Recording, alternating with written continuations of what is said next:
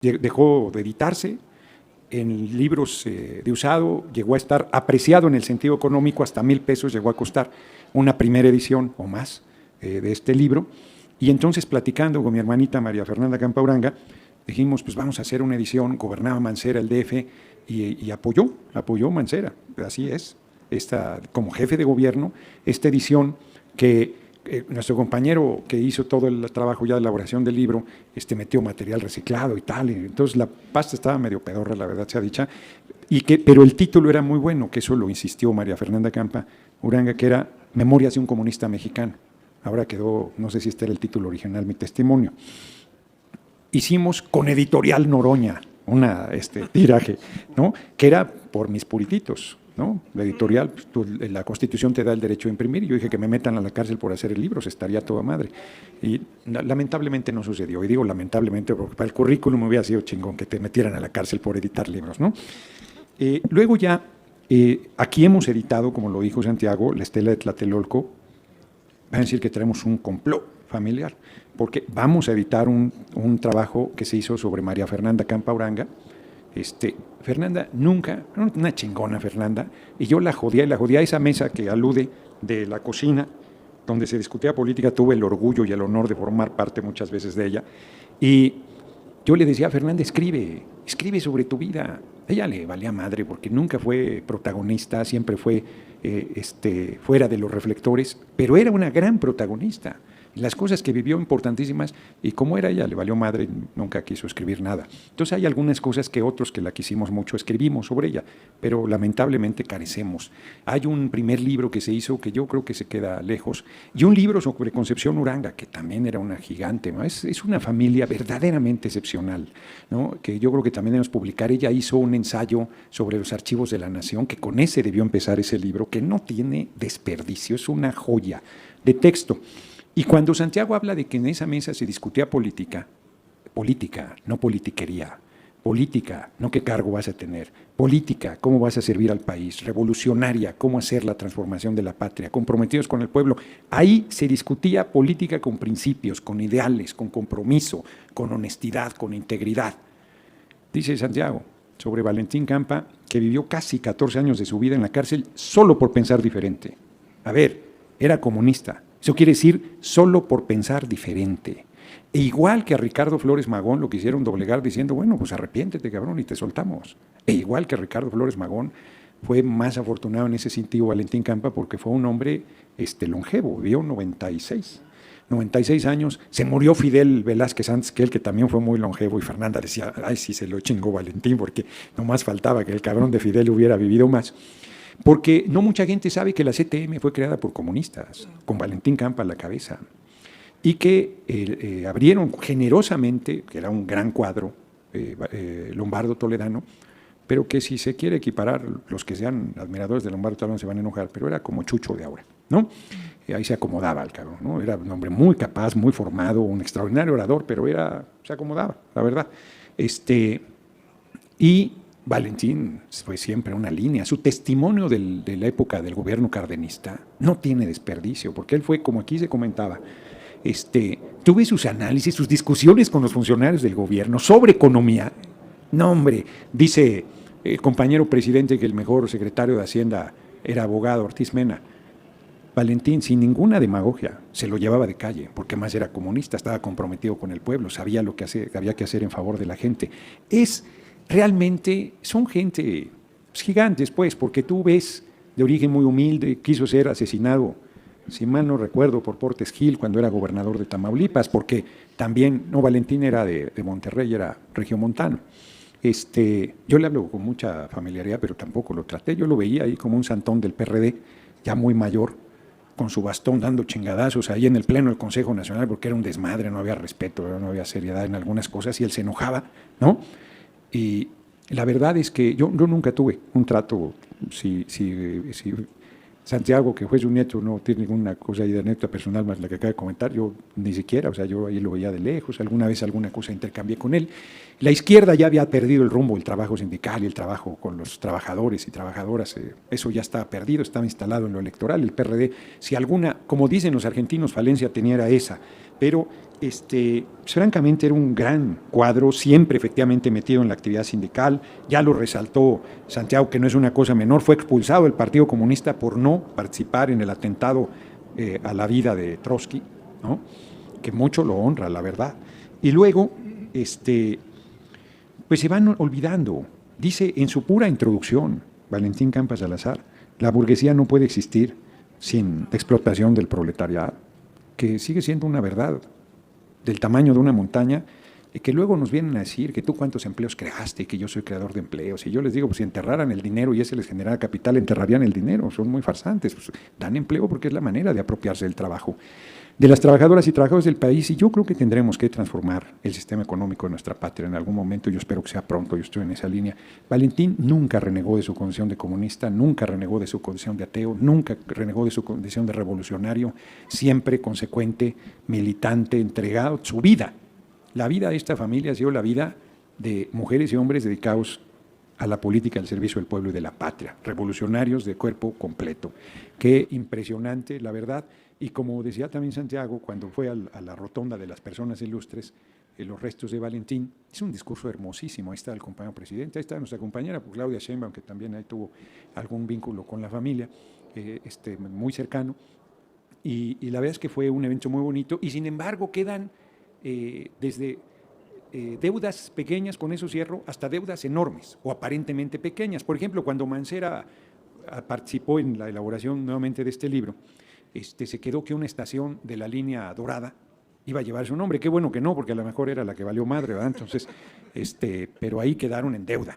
Y luego se quedó, hay una escultura maravillosa de la cabeza de Valentín, maravillosa, que hizo Maru Santos, una espléndida escultura, monumental, una cabeza de Valentín, ahí en Buenavista, ahí afuera de lo que era pues, la estación de ferrocarril fundamental de la capital del país, y se quedó de poner ahí una placa con su nombre y con una semblanza muy afortunada que hizo en su momento el equipo de Joel Ortega, que era el director del metro, y que por ahí debe andar perdida y deberíamos recuperar. Todavía no se pone esa placa. Hoy, que es aniversario de su natalicio, yo planteé que fuera la efeméride, y como había un chingo de efemérides, siempre con mala fortuna en eso, Valentín, que le valdría madre de todos modos, va a ser hasta el jueves la intervención de la efeméride del nacimiento de Valentín Campas Salazar. Entonces, hay deudas, hay muchísimos hombres y mujeres que aportaron enorme a la patria y que han sido olvidados, algunos que en su momento fueron reconocidos. Valentín Campas Salazar fue candidato a la presidencia por el Partido Comunista Mexicano en 1976 sin registro, sacando 1.300.000 votos, creo 200.000.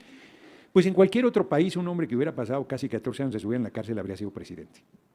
Y en el nuestro el estigma hacia el comunismo, de la mano de ser ateo, de la mano de ser hombre libre, libérrimo, no, pues eso no se aguanta, ¿no? Es prácticamente imposible. Entonces, a ver si rompo el maleficio. Y hoy se los dije en tribuna, estábamos discutiendo lo de García Luna y los traía yo acomodado, y como están ahí como chinicuiles en comal brincando y gritando, les dije, miren, voy a regresar como titular del Ejecutivo a darle su medicina, cabrón. Si empezaron a reír, digo, se ríen, mañana me van a tener que guardar el respeto respectivo. No importa eso, lo que importa es que mujeres y hombres y mujeres como Valentín Campas Salazar han entregado su vida, como decía, y con eso cierro con una anécdota literaria también. Lo he citado en otras ocasiones. Almas grises de Philippe Claudel habla del caso Dreyfus, que fue terrible, una pulsión antijudía, en realidad antisemita, contra un militar francés que acusaban de haber vendido secretos a Alemania y haber sido espía, y era falso. Y estuvieron a punto de ejecutarlo. Y en las Almas grises aparece un militar terrible, que es teniente coronel, y que alguien empieza a decir cosas de él y le dice, le dice a otra persona, un momento, ese militar, ahí como lo ves, se la jugó en favor de Dreyfus cuando nadie quería hacer eso. Y eso le costó que nunca llegara a general. Por lo menos una vez en su vida fue hombre. ¿Cuántos podrían presumir de tanto? Valentín Campas Salazar no fue una vez en su vida hombre, fue toda su vida hombre. No en el sentido macho, que si era machinrín, pues era otra época, ¿no? Pero no estoy hablando de eso. Fue un ser humano pleno, consecuente, de principios, un integérrimo, cabal. Eso es imposible de lograr. Y Valentín Campa Salazar y toda esa familia extraordinaria lo ha cumplido. Me presento, soy José Luis Martín González Ledesma, de la delegación de Iztacalco. En experiencia personal, de las 100,000 banderitas que salieron en el Zócalo cuando fue el triunfo de Lázaro Cárdenas, esas las imprimí yo personalmente. ¿Sí? La experiencia no me fue muy grata porque hablaban de un comunismo y hablaban de un socialismo y de un aspecto progresista en el PRD, que decían que era el brazo progresista del PRI, deslindándose del mismo PRI. En aquel entonces, y traté directamente con Cuauhtémoc Cárdenas, ¿sí? A lo mejor Noroña conoce a mi padre, al señor José González Pavía, ¿sí? Entonces yo ahí entendí una cuestión y me quedó muy grabada, que el comunismo y el socialismo para mí es el capitalismo puro, ¿sí? ¿Por qué? Díganme si no hay comunistas o socialistas que son más millonarios que los millonarios capitalistas. Y vamos a poner de ejemplo a los chinos son comunistas, ¿no? Y no tienen un grado máximo de millonarios o tienen el margen más grande de millonarios, siendo ellos un país comunista, y los que son capitalistas quedan muy por debajo de los chinos que son comunistas. Entonces, es una forma de enriquecerse el socialismo o el comunismo, de enriquecerse a costa del esfuerzo de masas. ¿Sí? O sea, yo tengo ese criterio porque yo lo viví cuando lo de las banderas, ¿sí? Le dije a mi padre, yo no lo quiero hacer porque pues, le tengo que invertir. Y mi padre era de la idea de un socialismo progresista, de una forma comunista, porque él vivió lo del 68. Se vivieron varias circunstancias en donde las masas poblacionales, la gente rural, la gente obrera, quería salir adelante, pero yo entendí que esa gente obrera y campesina entregaba todo para que aquellos que eran socialistas o comunistas, que era un puñado, ellos se enriquecieron. Y si no, vean a Lorenzo Córdoba, su padre comunista y él millonario, ¿no? Entonces, tenemos un ejemplo muy directo y muy claro referente a eso. Y mi opinión hoy día es esa, que el comunismo y el socialismo para mí, José Luis González, ¿sí? Es el capitalismo puro. Y si no, vamos a ver si no hay comunistas y socialistas que tienen grados distintos dentro del régimen socialista y comunista. Sería todo, gracias. Gracias. Tenemos ya que concluir. Diputado, por favor. Sí, es que yo, como buen comunista, tengo el vicio pequeño burgués de comer 3 veces al día y no he comido. Y a las 6 es mi videocharla. Yo invitaría al compañero último que intervino a que lea el libro Testimonio, Memorias de un comunista mexicano, para que vea lo que es un comunista, de una vida intachable. Valentín murió, no, ya habías terminado, compañero, ya te oímos, sí. Me parece que deberías leer el libro y no te haría mal leer a Marx para que puedas discutir qué es socialismo y qué es comunismo, y te darías cuenta que China no es comunista y te darías cuenta que estás diciendo una retahíla de barbaridades.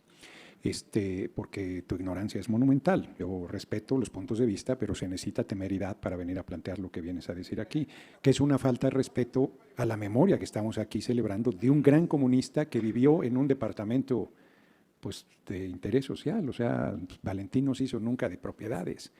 María Fernanda Campa Uranga, comunista mexicana, atea y consecuente, yo tengo que contar eso. La única propiedad que tuvo en su vida es el departamento donde yo vivo, porque yo insistí, ella me prestó originalmente para ese departamento en el centro histórico, y yo le dije que quede a tu nombre mientras te pago. Y un día me dijo, oye, ¿me estás pagando? Sí, pues claro. No, hombre, me dijo, eso es tu herencia, cabrón, o sea, no tienes que pagar nada. Es una generosidad, pero impresionante. El dinero no les importó nunca, las propiedades no les importaron nunca. Siempre su compromiso fue con el pueblo, por la transformación del país, revolucionarios de una pieza, gente que lo material eran herramientas. Eso es como quienes critican, es que traes un teléfono X. Y sí, cabrón, ya me imagino a Francisco Villa, que se cumplen 100 años de su asesinato este año, peleando, estos rifles son gringos, cabrón, no del capitalismo. ¿Cómo voy a hacer una revolución? Va a ser escupitajos, cabrón. No, o sea, dicen tonterías, la verdad. Entonces, yo cierro, me quedo. Qué buena frase, primero nosotros, luego nosotros y siempre nosotros. Qué chingona frase, te la voy a robar si me lo permites, porque habla de lo que sería la exigencia de un ser humano comunista, que lo más importante es la colectividad y no la persona, que hay que pensar que si a todos nos va bien, a todas y a todos nos va bien, que no es una situación de interés personal. Me está diciendo Santiago, yo pensé que le iba a comentar esa anécdota de él, yo no me acordaba, que cuando murió Fidel Velázquez, Valentín Campa Salazar dijo, qué bueno, era un estorbo para la clase obrera. No se anduvo con medias tintas, todavía ni pasaba el novenario, pero los agravios eran enormes, el daño que Fidel Velázquez le hizo al al movimiento obrero es brutal. Y lo del auditorio, a mí no me lo preguntaron. Fíjense, cuando escribió este libro Valentín, tenía como 60 años y murió en 96, o sea que hizo sus memorias, no pensando en dejar, efectivamente, como alguien aquí lo dijo, testimonio de aciertos y desaciertos para contribuir a la lucha, no con un asunto personalista. Yo entiendo que María Fernanda Campo Oranga nunca quiso plasmar su vida porque pensó eso, que era que eso no tenía relevancia y la tenía, porque su testimonio era muy relevante para la lucha, a mí me parece, y para la experiencia política. Cierro con lo del auditorio. Si es que son sepultureros del PRD y una pandilla miserable los que están en el PRD, ¿cómo van a tener un auditorio que más ni usan los cabrones? Porque desde que se cambió a Benjamín Franklin el PRD, pues ya prácticamente no hace nada, pero ese auditorio pequeñito yo lo recuerdo con muchísimo cariño, porque las mejores discusiones del Consejo Nacional del PRD se dieron ahí. Grandes mujeres y grandes hombres. Yo, si en algún lugar aprendí de oratoria fue ahí, ahora sí que al fragor de la batalla, porque tenías que tener solidez para hacer uso de la tribuna del Consejo Nacional del PRD, y ahí tocaron debates donde Valentín participó, me tocó verlo ahí, saludarlo ahí. Grandes debates, una cosa excepcional. Así que larga vida Valentín Campa Salazar, que hoy se cumpliría un año más, se cumple un año más de su nacimiento, y me siento, cierro, francamente muy orgulloso. Dicen que elogio en boca propia es vituperio, pero creo que lo que estamos haciendo en el Consejo Editorial, que es una labor colectiva, no es personal, de todas las fracciones parlamentarias, pero hemos logrado darle el sello de lo que es la izquierda al frente de un Consejo Editorial. Estamos haciendo unas cosas realmente espléndidas. Me decía, ahorita nos acompaña la secretaria general, amiga Graciela Báez, que si íbamos a presentar este libro en la Feria del Libro del Palacio Minería, claro, ahí vamos a estar con este testimonio importantísimo de la lucha política de un comunista mexicano, de una pieza, pues yo diría que inmortal, porque los que lo quisieron en la parte personal, pues lo llevarán siempre en el corazón, y los que coincidimos con él políticamente, pues también, ¿no? Entonces, mientras haya alguien que enarbole esta bandera, ahí estará Valentín Campa Salazar, su lucha política y su testimonio.